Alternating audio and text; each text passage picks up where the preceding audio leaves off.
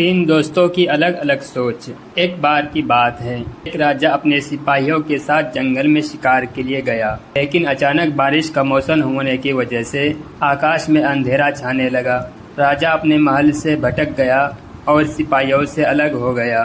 भूख, प्यास और थकावट की वजह से उस राजा की हालत बहुत बुरी हो गई थी।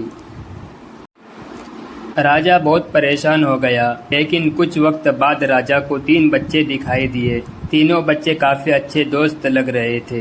राजा ने उन तीनों बच्चों को अपने पास बुलाया और कहा, क्या तुम मेरे खाने के लिए खाना और पीने के लिए पानी ला सकते हो? ये सुनकर तीनों बच्चों ने कहा, जी हम अभी घर जाके आपके लिए कुछ लेकर आते हैं। यह कहकर तीनों बच्चे अपने गांव की तरफ भागे और अपने अपने घर से राजा के खाने के लिए काफी कुछ ले आए। राजा बच्चों के जोश और प्यार को देखकर बहुत खुश हुए और तीनों बच्चों से एक सवाल पूछा, बच्चों मुझे आज तुम तीनों से मिलकर बहुत खुशी हुई है। तुम अपने जीवन में क्या करना चाहते हो? मुझे बताओ, मैं तुम्हारे लिए कुछ करना चाहता हूँ। बोलो तुम्हें क्या चाहिए? यह सुनकर तीनों बच्चे कुछ देर तक सोचते रहे और फिर थोड़ी देर में उनमें से एक लड़के ने कहा, मुझे धन चाहिए। मैंने कभी 2 वक्त की रोटी नहीं खाई, कभी अच्छे कपड़े नहीं पहने, इसलिए मुझे सिर्फ धन ही चाहिए। राजा ने कहा, ठीक है, मैं तुम्हें इतना धन दूंगा कि तुम हमेशा खुश हो रहोगे। यह सुनकर इस बच्चे की खुशी का ठिकाना नहीं रहा। अब दूसरे बच्चे की बारी थी, तो राजा ने दूसरे बच्चे से पूछा, बताओ तुम्हें क्या चाहिए? दूसरे बच्चे ने कहा, मैं चाहता हूँ कि मुझे एक बंगला और घोड़ा गाड़ी मिल जाए, क्योंकि मेरा घर छोटा है और बहुत बुरी हालत में है। यह सुनकर राजा ने कहा, ठीक है, मैं तुम्हें बंगला और घोड़ा गाड़ी दूंगा। अब तीसरे बच्चे की बारी थी, तो राजा ने तीसरे बच्चे से पूछा, बताओ तुम्हें क्या चाहिए? तीसरे बच्चे ने कहा, मुझे ना तो धन चाहिए और ना ही बंगला।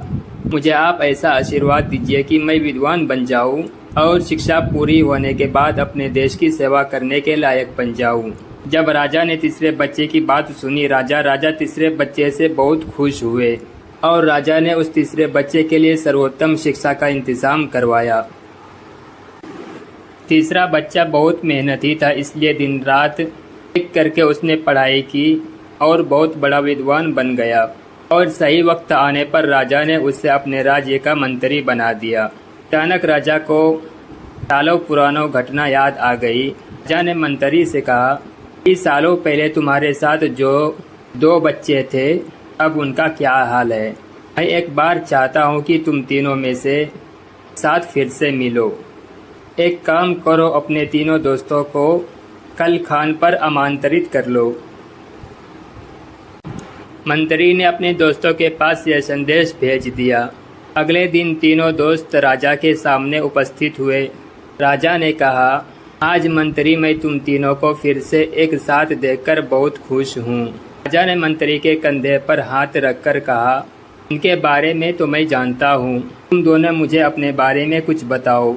यह सुनकर जिस लड़के ने धन मांगा था, उस लड़के ने कहा, महाराज मैं बहुत परेशान हूँ। आपने जितना धन मुझे दिया था, उतना धन पाकर मैं बहुत आलसी हो गया। अगर मैंने बहुत सी बेकार चीज़ों में अपने धन को बर्बाद किया और मेरा बहुत सारा धन चोरी भी हो गया, इसलिए मैं आज उसी हालत में हूँ जिसमें आपने मुझे पहले देखा था। यह सुनकर राजा ने दूसरे लड़के से पूछा, बताओ तुम कैसे हो? दूसरे लड़के जवाब दिया, महाराज मेरा भी कुछ ऐसा ही हाल है। मैं तो अपने बंगले में बहुत खुशी और सुकून से रह रहा था, लेकिन कुछ वक्त पहले आई बाढ़ में मेरा सब कुछ बर्बाद हो गया। मैं भी उसी हाल में हूँ जिसमें आपने मुझे पहले देखा था। यह सब सुनकर राजा ने कहा, अब इस बात को हमेशा याद रखना कि धन दौलत संपत्ति हमारे पास हमेशा नहीं रहती, लेकिन ज्ञान और शिक्षा ऐसे अनमोल खजाने हैं जो हमेशा हमारे पास रहते हैं और इसे कोई चुरा भी नहीं सकता। अगर तुम शिक्षा में विद्वान बन जाओगे तो धन और संपत्ति अपने आप तुम्हें मिल जाएंगे।